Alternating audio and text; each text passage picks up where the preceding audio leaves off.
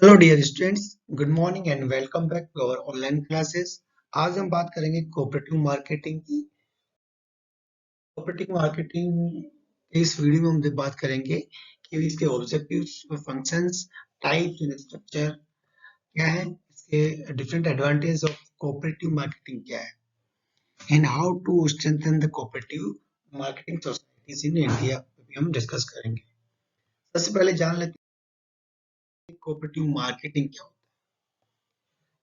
नाम से पता चलता है कि cooperative marketing means a marketing which is done by the cooperation of people। मतलब बहुत सारे फार्मर्स, बहुत सारे प्रोड्यूसर मिलके एक एसोसिएशन बनाते हैं और एसोसिएशन के थ्रू जो वो अपने प्रोड्यूस को मार्केट करते हैं। ठीक है, तो कोऑपरेटिव मार्केटिंग क्या होता है कि कुछ फार्मर मिलके या बहुत सारे फार्मर मिलकर एक ग्रुप बना के ग्रुप में वो मार्केटिंग करते हैं। आरबीआई ने इसको कैसे डिफाइन किया कि it is N cooperative association of cultivators formed primarily for the purpose of helping the members market their produce more profitably। RBI ने कहा कि ये लोगों का जो है, जो कल्टीवेटर्स है, उनका एक एसोसिएशन है जो कि कैसे ज्यादा प्रॉफिट कमाया जा सके उसके लिए वो काम करता है। Food and agriculture organization united nations का है। उन्होंने कैसे डिफाइन किया इसको? It is an system through which a group of farmers join together to carry on some or all process involved in bringing goods to the consumer। इन्होंने और भी broadly इसको डिफाइन किया।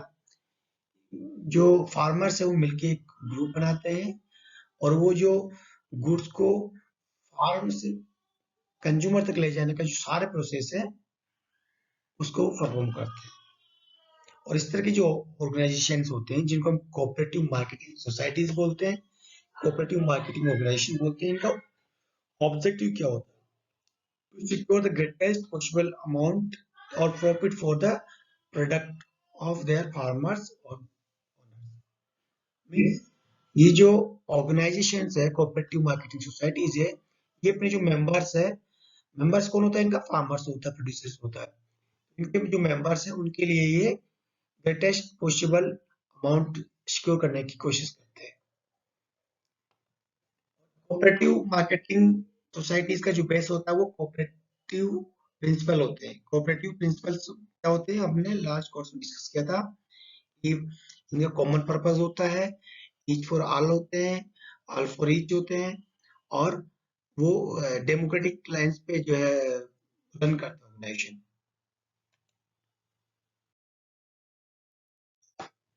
तो before going on objectives of cooperative marketing societies, मैं बात करना चाहता हूँ कि कोऑपरेटिव मार्केटिंग अलग चीज है, कोऑपरेटिव क्रेडिट सोसाइटी अलग चीज है। दोनों का फंक्शन अलग है बस। बाकी इनका जो लाइन ऑफ एग्जिस्टेंस है वो सेम है। तो यहाँ पे ऑब्जेक्टिव की बात करें तो ऑब्जेक्टिव, ओवरऑल ऑब्जेक्टिव, जैसे हमने बात किया कि to secure the maximum amount for the members, अपने मेंबर्स के लिए वो काम करते हैं और उनके प्रोडक्ट को डायरेक्टली बेस्ट मार्केट में सेल करने की वो कोशिश करते हैं।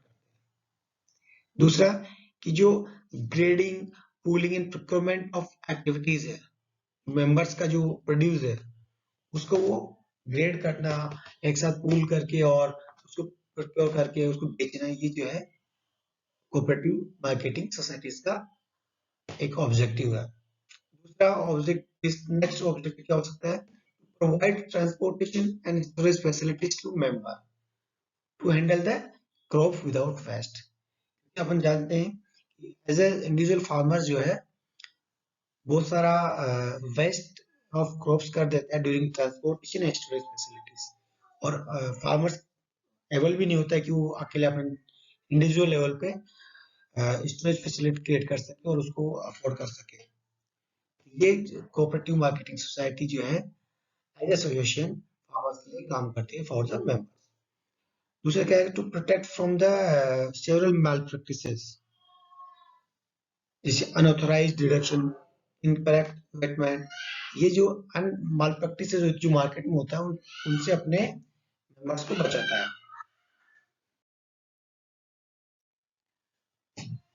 Functions of cooperative marketing. अब इस कोऑपरेटिव मार्केटिंग जो सोसाइटी बनती है उससे क्या क्या काम होते हैं। ये काम तो बहुत सारी जो ऑब्जेक्टिव है उनको फुलफिल करने के लिए उनको बहुत सारे काम करने पड़ते हैं, तब जाके वो ऑब्जेक्टिव को जस्टिफाई करते हैं। तो सबसे पहला काम तो है कि ये जो प्रोड्यूस को सेल करता है, और दूसरा काम है कि जो इनपुट्स है फार्म इनपुट जो खेती और किसान को चाहिए होता है, उसकी जो इनपुट्स फार्म इनपुट्स को परचेज करता है। पहला क्या हुआ कि वो फार्म इनपुट को खरीदता है और फार्म प्रोड्यूस जो होता है, जो आउटपुट होता है, उसको मार्केट में, बढ़िया मार्केट में सेल करने का काम करते हैं। ट्रेडिंग, प्रोसेसिंग, स्टोरेज फैसिलिटीज को वो परफॉर्म करते हैं फॉर द मेंबर्स। फिर financial assistance to needy farmers, उसको फाइनेंशियल असिस्टेंस भी प्रोवाइड करवाते हैं on loan basis. Loan basis वो प्रोड्यूस के एवज में भी कर सकते हैं, जिसको मार्केटिंग लोन बोलते हैं। उसको वेयर हाउस में रख लेंगे उसका प्रोड्यूस, और उसके एवज में उसको 75% ऑफ वैल्यू उसको वो लोन दे देते हैं। इंटरेस्टेड और फॉरेन ट्रेड भी वो अंडरटेक करते हैं जरूरत पड़ने पे।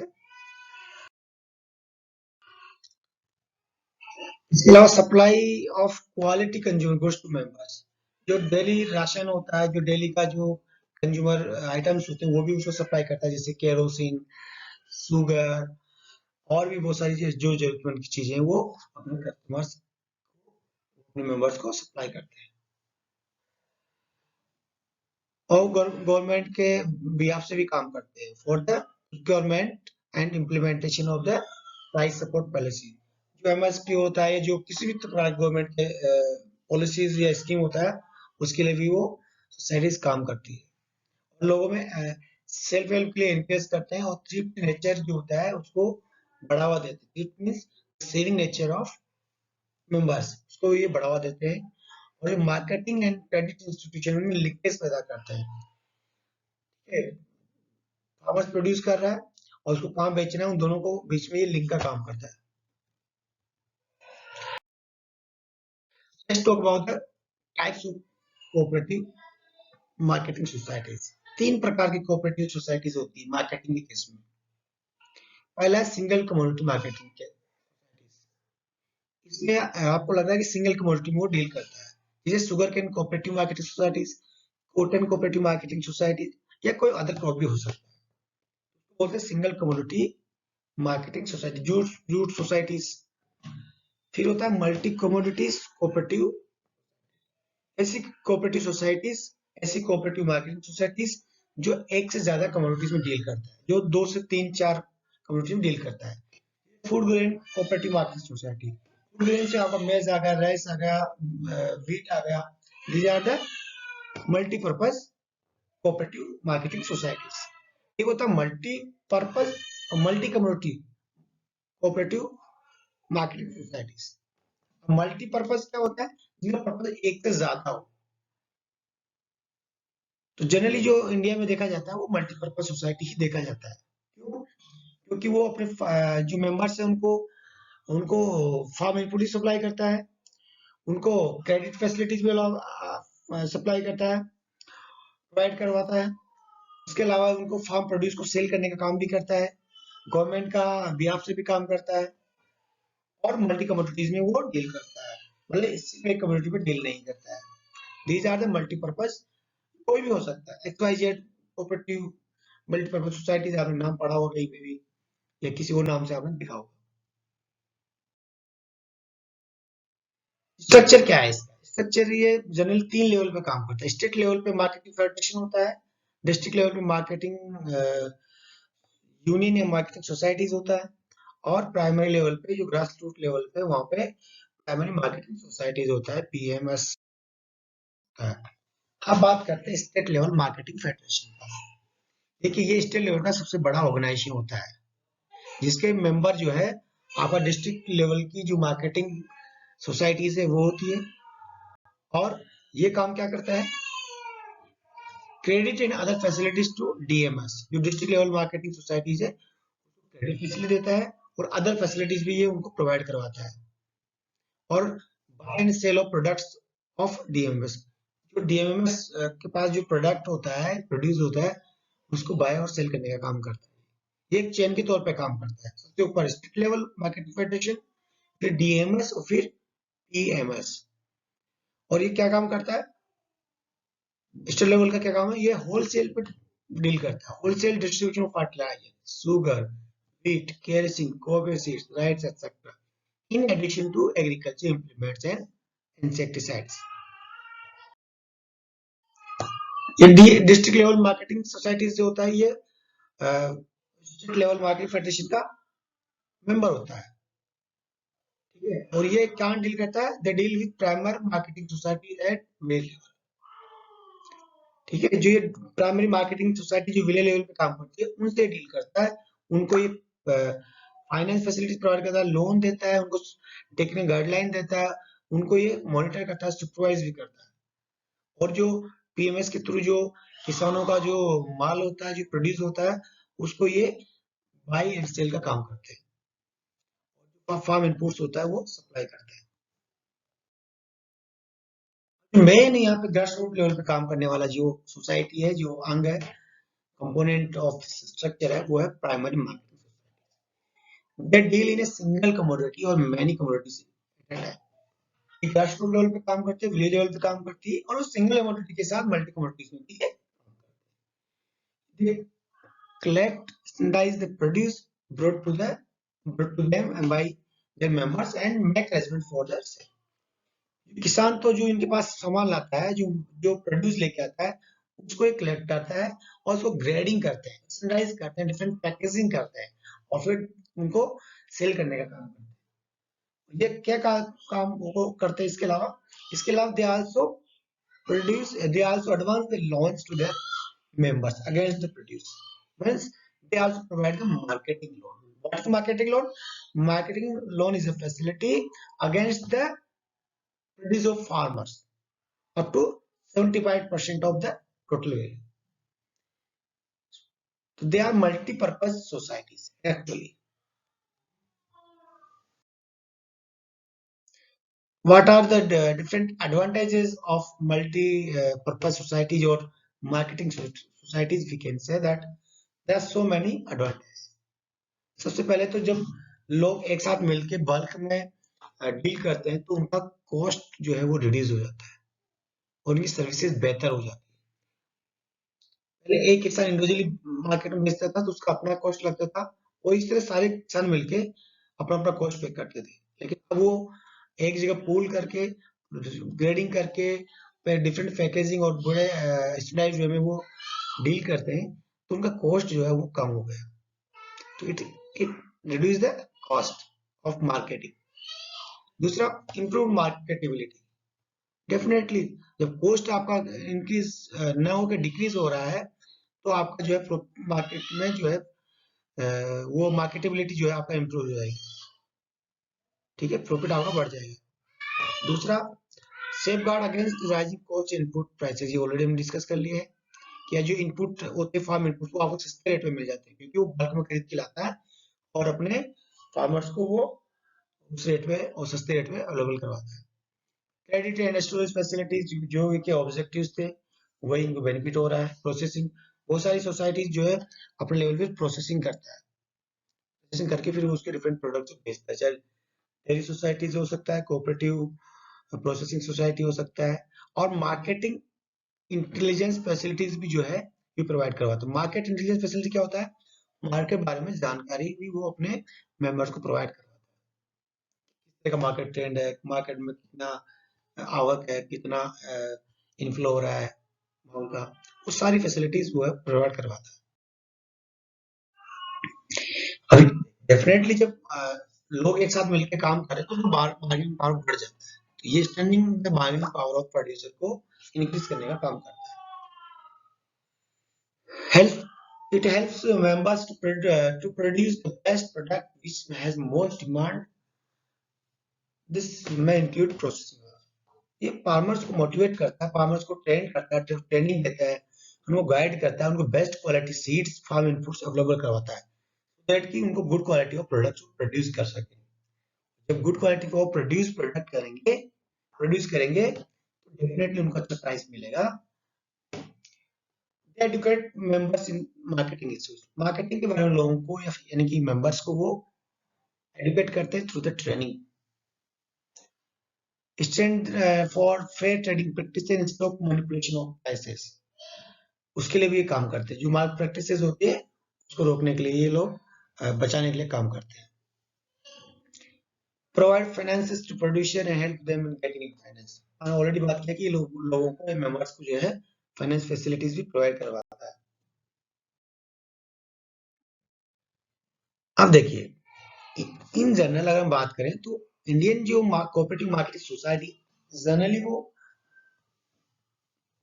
पुअर कैटेगरी की कैटेगराइज की जाती है. उसके बहुत सारे रीजन है. ठीक है, तो वो जो रीजन है उनको कैसे हम दूर कर सकते हैं, कैसे उसको स्ट्रेंथन कर सकते हैं, उसके लिए आप जो है कुछ मेथड्स अपना सकते हैं. जैसे एक तो रीजन क्या है उसका, पुअर मार्केटिंग कोऑपरेटिव सोसाइटीज का, कि वहाँ पे प्रॉपर साइंटिफिक स्टोरेज फैसिलिटीज नहीं है. ग्रेडिंग पे लोग ध्यान नहीं देते हैं. तो आपको सबसे पहले साइंटिफिक स्टोरेज और ग्रेडिंग फैसिलिटीज को बढ़ावा देना है. फिर large area of operation. Generally छोटी छोटी सोसाइटीज होती है तो उनका जो बिजनेस वॉल्यूम वो कम होता है और वो घाटे में जाती है. घाटे में जाने की वजह से उसका पूरा जो है फाइनेंशियल स्ट्रक्चर वो खराब हो जाता है. तो इसको लार्ज एरिया, लार्ज लोगों को या मैक्सिमम नंबर ऑफ पीपल्स को इसमें इंक्लूड करना है. दूसरा, सोसाइटीज जो जनरली जो है उनके पास कोई स्पेशलाइज्ड लेबर या specialised knowledge, specialised expert staff नहीं होता है. उनको स्पेशलाइज्ड नॉलेज और टेक्निक्स पे जो है फोकस करना चाहिए. Better coordination between credit and marketing society, ये लिंकेज डेवलपमेंट का काम इनको बड़े से करना पड़ेगा. क्रेडिट ले लेते हैं तो कुछ जोड़ना नहीं पाते क्योंकि उनके पास ऐसा कोई बाउंडेशन नहीं होता. तो क्या करेंगे, मार्केटिंग सोसाइटीज को क्रेडिट सोसाइटी से लिंक कर देंगे. वो जो बचेगा पैसा क्रेडिट सोसाइटी का, उसको देने के बाद वो फार्मर्स को. This is the linkage. This is very we can say important step.